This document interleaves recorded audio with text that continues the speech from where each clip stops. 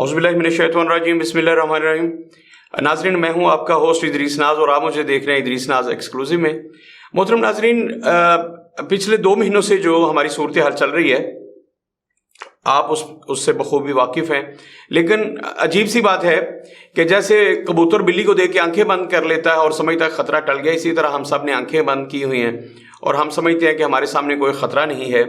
मैं थोड़ी सी चीज़ें आपके सामने रख देता हूँ और उसके बाद अपना तज़िया पेश करना चाहूँगा।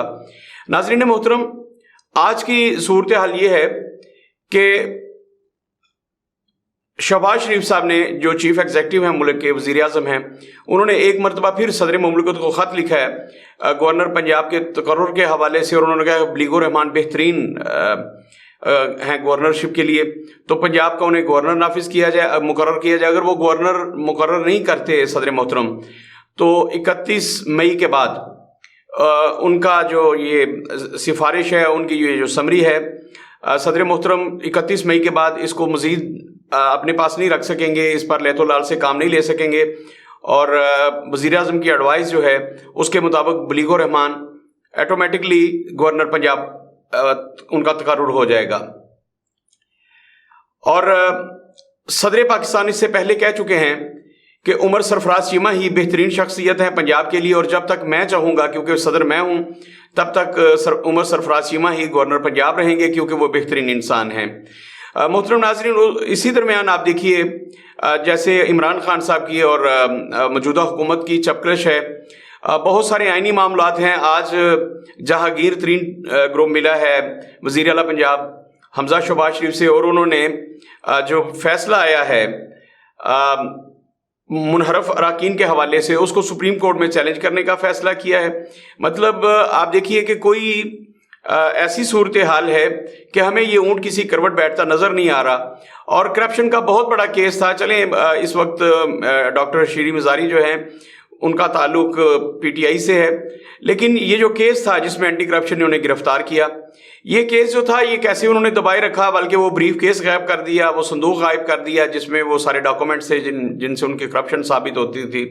ये एक लंबी दास्तान है और एंटी करप्शन ने इसकी सारी तफ्तीश मुकम्मल कर लिया और उस तफ्तीश के बाद उन्हें गिरफ्तार किया गया। लेकिन यहाँ पे जैसे मैंने पहले कहा था कि इस वक्त हमारे मुल्क में जुडिशल एक्टिविज़म है, बल्कि मैंने कहा था कि यहाँ पर जुडिशल मार्शल लॉ है।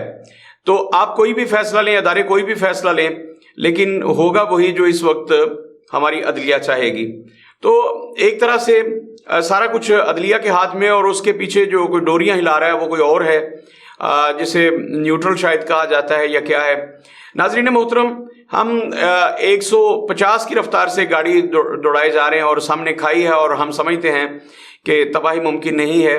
नाज़रीन, मुझे लग रहा है कि ये सारे का सारा सिस्टम बिठाने की एक साजिश है, और मैं बार बार कह रहा हूँ कि मेरे ख्याल में जमहूरियत को एक लंबे अरसे के लिए सुलाने की एक साजिश है। जो कुछ किया जा रहा है, कल जब शीरी मज़ारी को गिरफ्तार किया गया तो उनका जो रद्द-ए-अमल था, और उनकी बेटी ने जो रद्द-ए-अमल दिया और उसमें जो गालियाँ शामिल की, जिस शख्सियत के लिए गालियाँ शामिल की, तो ये सारा कुछ जो हो रहा है, आप क्या समझते हैं कि इसका कोई मंतकी नतीजा नहीं निकलना, इसका कोई मंतकी अंजाम नहीं होगा?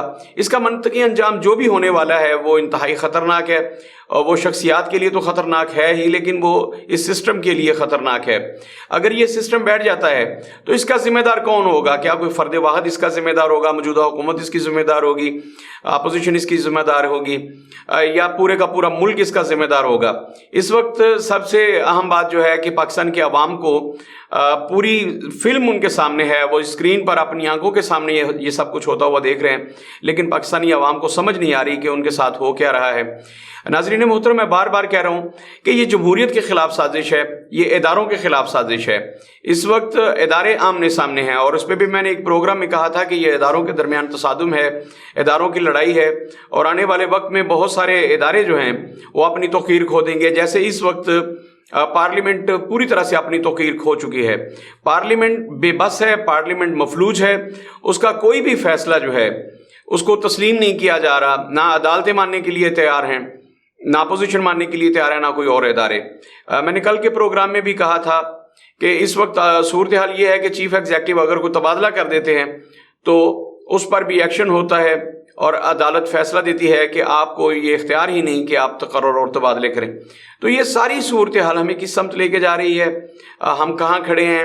اللہ رب العزت کا شکر کہ ہم ایسے خطے میں موجود ہیں، جسے ایسی اسٹیٹ میں موجود ہیں، مملکت خدا داد پاکستان میں، جس پر اللہ کا خاص فضل ہے. یہاں پہ کوئی قانون نہیں ہے، اس کے باوجود یہ مملکت چل رہی ہے.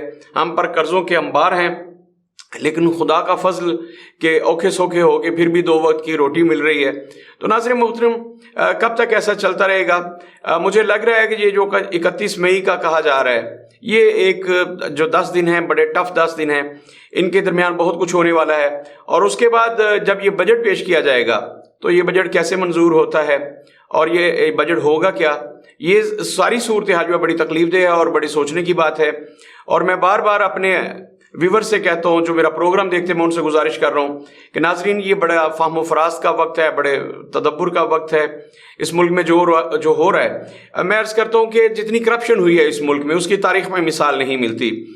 جہانگیر ترین صاحب آج حکومت میں، انہوں نے حکومت کے ساتھ ہاتھ ملا لیا ہے، تو ممکن ہے حکومت کہہ دے کہ وہ بالکل ان کے ہاتھ صاف ہیں، انہوں نے کوئی کرپشن نہیں کی.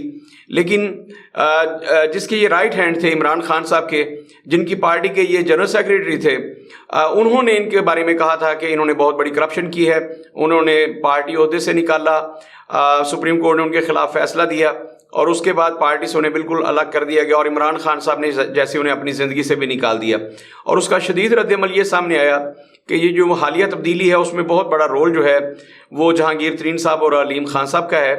تو گویا آپ کرپشن کرتے جائیں اور آپ کے سر پہ کوئی ہاتھ رکھتا جائے، آپ حکومت میں شامل رہیں تو کوئی آپ کو پوچھنے والا نہیں ہے. ڈاکٹر شیریں مزاری کا بھی سیم یہی قصہ ہے کہ انہوں نے کرپشن کی، لیکن چونکہ اس وقت وہ اپوزیشن میں ہیں اور اس وقت جو بھی فیصلہ ہوگا، بے شک انہوں نے اربوں خربوں روپے کی کرپشن کی ہو، تو اس وقت یہی کہا جائے گا کہ یہ سیاسی انتقام ہے، پی ٹی آئی کے کارکنان سے سیاسی انتقام لیا جا رہا ہے. حالانکہ یہ کیس آپ اگر اس کی ہسٹری میں جائیں، ہم کوشش کریں گے کہ اس پہ الگ سے پروگرام کریں اور سارے تفصیلات سامنے رکھیں کہ اس کیس کو کیسے دبایا گیا، اس کی تفتیش پہ کیسے اثر انداز ہوا گیا، اور وہ سارے کا سارا باکس جو تھا، وہ صندوق جو تھا جس میں سارے حقائق تھے، جس میں سارے ثبوت تھے، وہ کیسے چھپا دیا گیا، اور وہ ایک ادنا سے سرکاری اہلکار کے گھر کتنی دیر پڑا رہا، اور پھر کیسے اسے نکالا گیا اور کیسے یہ حقائق سامنے لائے گئے. تو اس ملک میں جو طاقتور ہے وہ اپنی کرپشن پر منو مٹی ڈال دیتا ہے. اتنی مٹی کسی مردے پر نہیں ڈالی جاتی جتنی حقائق پر ڈال دی جاتی ہے، اور اسے تلاش کرنا اس ملک میں جیسے گیس تلاش کرنا یا تیل دریافت کرنا اس سے بھی زیادہ مشکل ہوتا ہے. تو ناظرین محترم، کرپشن اپنی انتہا پہ ہے اور قانون ملک میں سرے سے نہیں ہے، آئین اپنی وقت کھو چکا ہے. تو کیا اس کے بعد آپ توقع کرتے ہیں کہ یہ سسٹم نہیں بیٹھے گا؟ اگر آپ بھی میرے ساتھ ہم خیال ہیں، میرے سے متفق ہیں کہ یہ سسٹم بیٹھ سکتا ہے، تو کیا یہ چین سے بیٹھنے کا وقت ہے؟ کیا یہ اپنی پارٹی لیڈر کے ساتھ ہمدردی جتانے کا وقت ہے؟ اپنے پارٹی لیڈر ہی کو سپورٹ کرنے کا وقت ہے کہ اس نے جتنی مرضی کرپشن کی ہو وہ سزا یافتہ ہو، یا اس نے بزور طاقت اپنے کیس جو ہیں، فارن فنڈنگ کیس یا جو بھی ہے، ان کو دبا دیا ہو، لیکن ہم نے ہر صورت اس کی سپورٹ کرنی ہے. اگر کسی کا لیڈر سب سے بڑی عدالت سے سزا یافتہ ہے اور وہ ملک سے فرار ہو جاتا ہے کسی بہانے سے، تو کیا ہم آج بھی اس کے ساتھ کھڑے ہیں؟ اگر شیریں مزاری اس ملک کو لوٹتی ہیں، کسی کی دولت پہ قبضہ کر لیتی ہیں، اربوں خربوں روپے ڈکار لیتی ہیں، تو صرف اس وجہ سے انہیں چھوڑ دیا جائے، معاف کر دیا جائے کیونکہ ان کا تعلق پی ٹی آئی سے ہے، اور اگر ان پر ہاتھ ڈالا تو شور مچ جائے گا کہ اپوزیشن کے ساتھ بڑا ظلم ہو رہا ہے. آپ ذرا غور کیجئے گا، جہانگیر ترین ہوں، علیم خان ہوں، ڈاکٹر شیریں مزاری ہوں، عمران خان صاحب خود کیوں نہ ہوں، وہ نواز شریف ہوں، شہباز شریف ہوں، حمزہ شہباز شریف ہوں، جن پر بھی کرپشن کے کیسز ہیں، یہ کتنے ظلم کی بات ہے کہ ہمارے ملک میں جو ہمارے لیڈر ہیں جنہوں نے اس ملک کو چلانا ہے، وہ سارے کے سارے کرپشن کی زد میں ہیں، وہ سارے کے سارے ایک رڈار میں ہیں. اور اگر کہیں بھی غیر جانبدارانہ تحقیقات ہوتی ہیں اور ان لوگوں کے سارے حقائق سامنے لائے جاتے ہیں، تو یقین جانیے آپ حیران رہ جائیں گے کہ ہم پر جو قرضوں کے انبار ہیں آپ کو لگے گا کہ یہ صرف انہی لوگوں کی وجہ سے ہے، اور جتنے بھی قرضے تھے اس سے کہیں زیادہ دولت یہ ملک کی لوٹ چکے ہیں یہ سب لوگ مل کے۔ تو ناظرین محترم، میں ہمیشہ آپ سے گزارش کیا کرتا ہوں کہ وہ وقت کب آئے گا جب پاکستان کے عوام جاگ اٹھیں گے، پاکستان کے عوام بیدار ہو جائیں گے اور وہ سمجھنے لگیں گے کہ ہم نے اس ملک کے ساتھ کھڑے ہونا ہے، ہم نے اداروں کے ساتھ کھڑا ہونا ہے، اداروں کو مضبوط کرنا ہے، ہم نے اپنا حق جو ہے وہ خود سے لینا ہے۔ اب کب تک بے روزگاری کی، غربت کی، فلاکت کی دلدل میں اور قرضوں کی دلدل میں دھنسے رہیں گے؟ محترم ناظرین، میں دوبارہ سے عرض کرتا ہوں کہ جب تک آپ اور میں بیدار نہیں ہوتے، ہم پہچان نہیں لیتے اور اپنے ارد گرد اپنی پارٹیز میں چوروں کو نہیں پہچان لیتے اور ان پر خود سے ہم ان کا محاسبہ نہیں کرتے ووٹ کے ذریعے یا احتجاج کے ذریعے، یاد رکھیے گا تک ملک کے حالات نہیں سدھرنے والے۔ آج کے پروگرام میں جو میں آپ کے سامنے چیز رکھنا چاہتا تھا، وہ جو میری نظریں جو چیز دیکھ رہی ہیں، جو میں نے بھانپ لیا ہے، آنے والے دنوں میں یہ سسٹم مجھے بیٹھتا ہوا نظر آ رہا ہے، اور میں بار بار انڈیکیٹ کر رہا ہوں کہ اس وقت جمہوریت و شدید خطرے میں ہے۔ یہ سارے کا سارا سسٹم بیٹھنے والا ہے۔ شاید آپ کو نظر نہیں آ رہا ہے، یہ نوشتہ دیوار ہے اور یہ صاف لکھا ہوا نظر آ رہا ہے کہ آنے والے دنوں میں کیا ہونے والا ہے۔ اپنا بہت سارا خیال رکھیے گا اور اس پہ سوچیے گا ضرور۔ اللہ حافظ۔